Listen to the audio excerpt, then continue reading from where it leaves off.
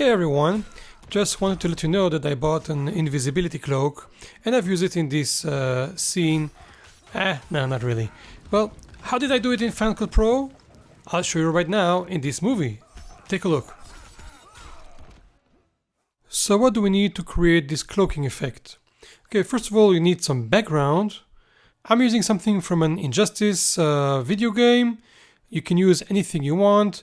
It doesn't have to be something graphical, it could be something real life that you shot as well. And then you need two parts that you shot in front of a green screen. And all you need is a subject that plays as if they're pulling the cloak on top of themselves, like this. And another shot where you do the opposite. So you take it off of yourself. You don't need to shoot yourself walking around in the scene because all of that is behind the cloak, right? Okay, so first thing we need to do is very simply take care of our green screen effect. So I have this green screen preset which includes both the keyer and the mask effect. If you want to know how I create a preset, check out my channel. I have another video which explains that. So let me quickly add the mask points. I'm not moving too much, so I don't have to worry that anything will be outside of the mask. Let's sample this green color so it will be cleaner. And let's do one more thing already right now. I'm going to change the scaling and adjust the Y position so it will be something more realistic that fits the scene. Okay, now I'm going to copy this and paste it to the other one. So Shift Command V, and I want the keyer, I want the draw mask, and I want the position. I changed the Y position here, and I want the scale. So paste all of those, and that is excellent. Actually, I can turn down the volume of those two clips. Alright, excellent. Now I'm going to change the X position of the first one to start all the way on the left. And I'll change the X position of the second one to be all the way to the right. Okay, now how do we add a cloak? Okay, first thing we do is we copy the background scene and we want to paste it on top. So I'm going to paste it and then lift it up on top of everything. So I put it right on top, and now we can only see this background image. I'm going to reduce this volume completely. And now we're going to add a mask to the top layer. Now, to help me see where I am, I'm going to temporarily reduce the opacity of the front layer. Okay, and now I can see myself. All right, I'm going to go to the end where I finished putting up the cloak, somewhere here, and I'll start to draw the different dots of my mask. Okay, I want to cover my body completely. You can add more points or fewer points. The more points you add, it may look a little bit more realistic, but it's also going to be more work. So now I'm not going to add too many points because I want this to be a quicker video. The bottom point should be somewhere where your feet are. And again, it can go a little bit to the left, a little bit to the right. You have to cover your body completely. And once you have that, your mask is complete on one end. Okay, now you make sure the top layer is selected. And we want to keyframe those control points. So I have here all those points that I've created. I have 11 in my case. Now we don't need to go one by one.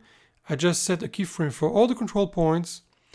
And now we're going to start to do some work. So I'm going to go backwards with my arrows. And each time that my body is moving, I'm going to move those points to fit my movement. Okay, if you think you have an actual cloak, some cloth that's shaped around your body, make sure the top points are always together with your hands. I have to keep the order of these points where the top one remains on top and the bottom ones remain at the bottom. Okay, I'll fast forward a little bit because this is a little bit tedious, okay, but the result is well worth it. At some point you're going to have all these masking points that will have to line up all the way at the bottom. That's okay, that's exactly what you want. Okay, so all the cloth is just lying there on the floor, and that's exactly the effect that we want to get. Okay, let's take a look. Okay, I think if you have a few more points, it may be a little bit more realistic, but that's fine for us for now. Now I want to move myself under the cloak to the other side. Now we have to make sure that we go to the last keyframe here that exists for this clip, and that's actually the one where we started with. Because from now we're going to move the cloak from the left of the screen to the right side. Now for that we're going to use the transforms settings here and change the X and just a little bit of the Y. And so let's set the first keyframe for that. And now we're going to jump ahead just a little bit and change the X position. Okay, we can move the Y a little bit also just to make it more realistic. And we can slightly move just a few points here and there, again to give a feel as if it's really moving. Okay, I'm moving my playhead a little bit further, and let's continue moving it on the scene. Okay, tiny change. Once again, I move it further in the scene. Again, I make a few changes. Let's put one more here.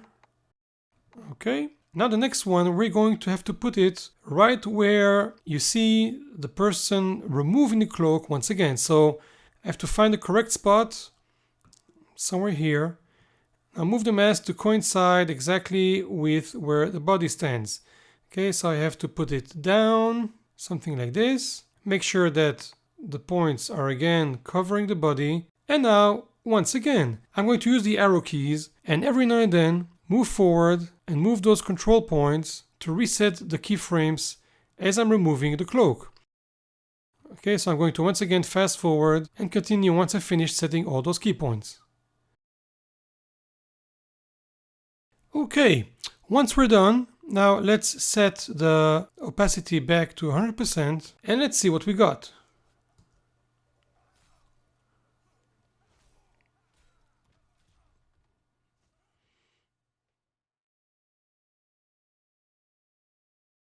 Okay, promise we don't see anything right now. And we want to give a feel that the cloak is right there. Okay, but before we do that, but first we're going to fix a few parts. Right when the cloak is all the way on top, the cloak starts moving, but the green screen part is still there, so you can still see it right here. And the same thing happens when we're back. Okay, so that's very simply done. Let's show video animation, and we see the last keyframe here. So I can actually shorten the green screen effect to this spot and shorten it here to this spot. Okay, now let's take a look. Excellent. And over here. Okay, that's excellent. Okay, now how do you make it so that you can see the actual cloak moving? So actually what we need to do is to make it look different from the background. And for that, you can do several things. I'm going to do just a few tiny tricks. One is to change the scaling a tiny bit. So instead of 100%, I'll set it to 104. Okay, and now if we take a look, okay, you can see something moving already. Okay, but it's not enough. So I'm going to add a tiny bit of a Gaussian blur. Okay, and I'll set this to just 5%. Okay, now let's take a look. Okay, you can see it already better. But I'm going to do even more than that. I'm going to add a glow effect. Okay, and now it's lighter than the rest. Okay, so now let's take a look.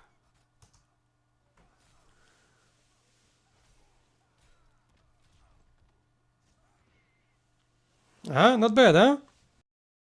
Now I used very few points, so the cloak looked a little bit pointy. You can add more points, so it will be more rounded. But that's the main idea. Now obviously we can make it look a little bit brighter. Okay, and apply the same thing to the other side. So I just want to copy the color correction right now. And I think we're done. So let's take a look.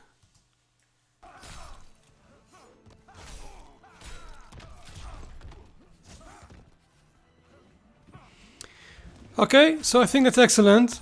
Again, you can invest a little bit more work in it to make it look even better. But that's how you accomplish an invisibility cloak effect in Final Cut Pro 10. I hope you've enjoyed this video. Check out our other videos and please subscribe to this channel. Also, check out our website to see everything else we do and to get discounts for any of my courses. If you have any questions or would like us to cover a specific topic in a future video, please leave a comment below. See you next time!